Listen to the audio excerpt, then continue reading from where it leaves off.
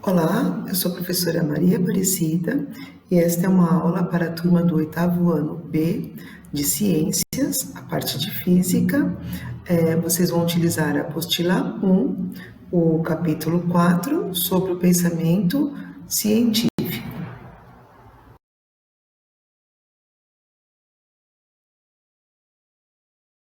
Bom, pessoal, na página 356, vocês têm uma foto, né? Uma foto que nos diz: a série televisiva The Big Bang Theory, da produtora norte-americana Warner Brothers Television, ganhou inúmeros prêmios ao mostrar de forma caricata, irreverente e bem-humorada o dia a dia de um divertido grupo de amigos, os geeks.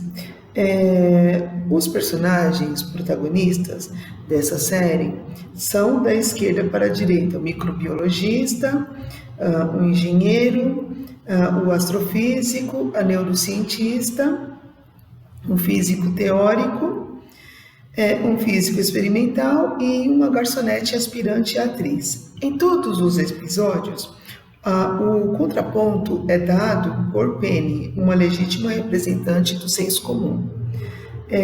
Geeks ou geeks, termo que se refere a pessoas excêntricas de hábitos pouco usuais e fascinadas por novidades, principalmente aquelas relacionadas com o mundo da tecnologia, jogos eletrônicos e de tabuleiros, livros, filmes, animes e séries de TV. A palavra geeks ou geeks tem origem do alemão geeks, que designava nos séculos 18 e 19 palhaços e outros artistas circenses. Bom, então, nos módulos anteriores, vimos que a ciência é uma forma particular de conhecer a natureza e concluímos que todos nós somos um pouco cientistas, pois o espírito científico é inerente aos seres humanos. Vimos também que os cientistas seguem um rigoroso padrão de conduta, que, em geral, é caracterizado pela observação de fenômenos, experimentação prática, utilização do raciocínio e da criatividade para o levantamento de hipóteses que ajudem na formulação das teorias. Essas teorias têm certo domínio de validade e nunca são verdades absolutas. Por isso, também é dever do cientista permitir que suas teorias sejam postas à prova, de modo que elas possam ser modificadas, aperfeiçoadas e até mesmo abandonadas por completo. É assim que o verdadeiro cientista pensa e age. Então, como nós já havíamos visto antes, a necessidade de experimentação, de criar hipóteses ou refutá-las, criar novas teorias, ou talvez conseguir comprová-las, e sempre de acordo com todo esse processo científico, que nós chamamos de método científico. Ainda que a adoção de uma conduta científica seja imprescindível para fazer ciência, ela não representa o único ou melhor modo de conhecer a natureza. O senso comum, desenvolvido por qualquer ser humano, com base na sua vivência pessoal. Assim como os pensamentos filosóficos e teológicos são formas igualmente verdadeiras de conhecimento da natureza, ainda que frequentemente elas possam se complementar para satisfazer nossos anseios. Devemos ser prudentes ao transitarmos entre essas diferentes formas de pensamento, ao que eles se referem a pensamentos filosóficos e teológicos que têm a ver com religião. Afinal, a história das civilizações humanas mostra-nos um pouco das consequências sofridas por pessoas que questionaram os pensamentos consagrados em sua época. Por exemplo, em 1633, o físico italiano Galileu Galilei, de 1564 a 1642, foi declarado suspeito de heresia pela Igreja Católica, por defender, entre outras coisas, o modelo heliocêntrico. Ele foi condenado à prisão domiciliar e só não sofreu uma condenação mais drástica, ou seja, ele só não foi condenado à morte porque era muito influente e gozava de ótima reputação. Em 2000, o Papa João Paulo II, de 1920 a 2005, emitiu um pedido formal de desculpas, se fala um pedido de desculpas póstumas, por todos os erros cometidos pela Igreja Católica nos últimos 2000 anos, incluindo a condenação de Galileu.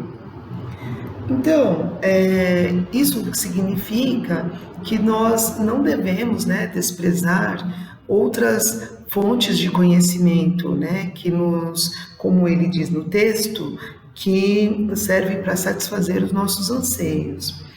Então, nesse módulo, nós exploraremos um pouco melhor esse interessante tema, estudando os importantes conceitos de modelo científico. Pessoal, na página 357 tem uma imagem bem interessante, é uma obra que se chama Apocalipse de 2000.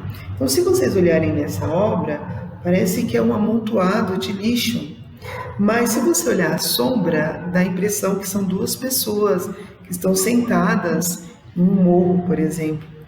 Então, os artistas ingleses Tim Nobel e Sue Webster são os autores dessa obra de arte inspirada no mito da caverna de Platão e no antigo teatro de sombras chinês.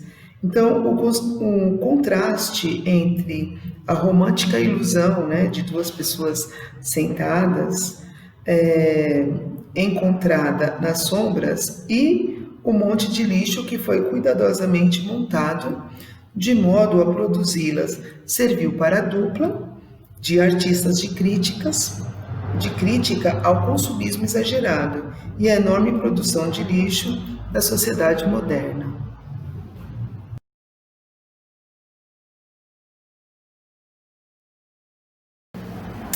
Na página 360, sobre o método científico. Bom, eu acredito que vocês devem lembrar sobre método científico que nós já havíamos visto no 6º ano.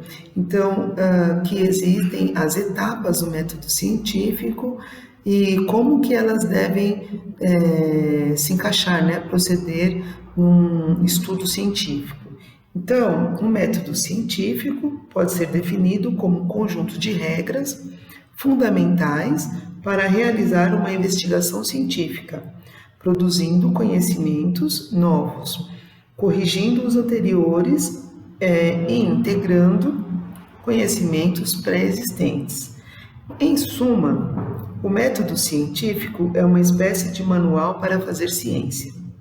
O método científico, tal como conhecemos hoje, nasceu nos séculos 16 e 17, quando importantes nomes da ciência, como Galileu Galilei, Francis Bacon, René Descartes, Isaac Newton, deram início à Revolução Científica. Revolução Científica que nós aprendemos no início da apostila. Eles acreditavam que os fenômenos da natureza deveriam ser interpretados seguindo procedimentos mais rigorosos e racionais, ou seja, sem a necessidade de recorrer ao senso comum, à espiritualidade, à religiosidade ou ao misticismo. Esse conjunto de procedimentos ficou conhecido genericamente como método científico. Então, o senso comum é mais ou menos assim. Seu vizinho falou que é bom tomar um determinado chá para dor de cabeça. Então, você não tem um embasamento científico. O senso comum, que é uma informação que você recebeu de uma pessoa, que pode ter sido passada de geração a geração, ou através dos seus conhecidos, mas não tem um embasamento científico. Então, as informações dadas pelo senso comum, geralmente elas são passadas de pessoas a pessoas, mas sem um embasamento científico. Diferente do método científico, que propõe uma série de regras para a investigação de um determinado fato, de um determinado assunto.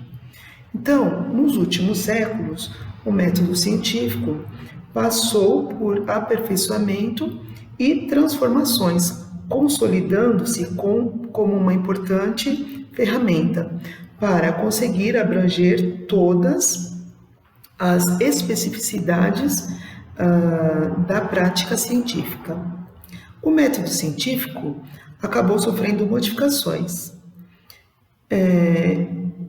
aperfeiçoamentos e derivações, conforme a perspectiva do cientista ou do filósofo que o estudava. Nesse contexto, podemos destacar as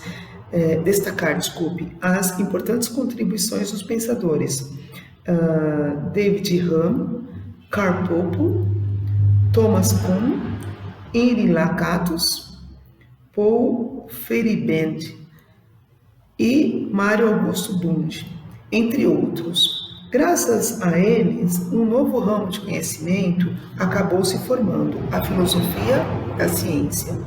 Como foram criados vários métodos científicos, e o nosso principal objetivo é valorizar a prática científica por meio de métodos, nós estudaremos apenas um a título de exemplo. Ele pode ser esquematizado simplificadamente pelo seguinte diagrama em blocos. Então, vocês têm aí, faça observações, faça perguntas, formule hipóteses, conduza experimentos. Essas hipóteses, elas podem ser refutadas, rejeitadas ou podem ser confirmadas. Dado a isso, é feita a elaboração de leis e teorias. Na página 363, Guilherme de Ockham. Uns dizem que Guilherme de Ockham foi o último dos pensadores medievais, outros que ele foi o primeiro dos pensadores modernos. Seja como for, é deste frade franciscano do século XIV, a honra de demarcar a virada do pensamento escolástico medieval em direção ao pensamento científico moderno. Guilherme de Ockham, algumas vezes gravado Ockham, nasceu no vilarejo de Ockham, na Inglaterra, entre 1280 e 1300. Completou seus estudos na Universidade de Oxford, onde lecionou por algum tempo, posteriormente mudando-se para Paris. Em 1324, foi chamado pela primeira vez diante do Papa para prestar contas de suas ideias pouco ortodoxas. 4 anos depois, foi excomungado devido ao apoio ao grupo conhecido como os espirituais, ou seja, ele foi expulso da igreja. A ala extremista da ordem franciscana, que se opunha à opulência da igreja, e fugiu para a corte do imperador Luís em Munique, um rival do Papa, onde viveu até a sua morte, possivelmente em 1349. Ockham poderia ser classificado como empirista e cético. Empirista por defender a necessidade da experimentação como fonte do conhecimento em oposição à crença corrente de que o verdadeiro conhecimento só poderia ser obtido pelo uso da razão pura, o cético. Na medida em que dizia ser impossível provar a existência de Deus através de qualquer ferramenta racional, embora não fosse por isso um descrente. Ao pregar a separação entre religião e a razão, Ockham traçou uma linha divisória entre os assuntos da fé e da razão e permitiu libertar a filosofia, berço comum de todas as ciências, da teologia. Hoje em dia, o nome Ockham se encontra imortalizado no famoso argumento dialético de sua autoria, conhecido por Navalha de Ockham, o princípio de que, diante de duas teorias que se explicam igualmente os fatos observados, a mais simples é a correta. Então, de acordo com esse frade, ele buscava explicar os fatos, né, de maneira racional, ou seja, através de experimentos.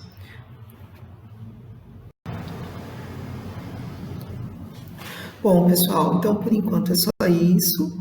Muito obrigada. Se surgir qualquer dúvida, é só chamar no e-mail dúvidas, oitavo ano, @conquistaanglo.com.br, que eu estarei à disposição de vocês. Muito obrigada e até a próxima aula.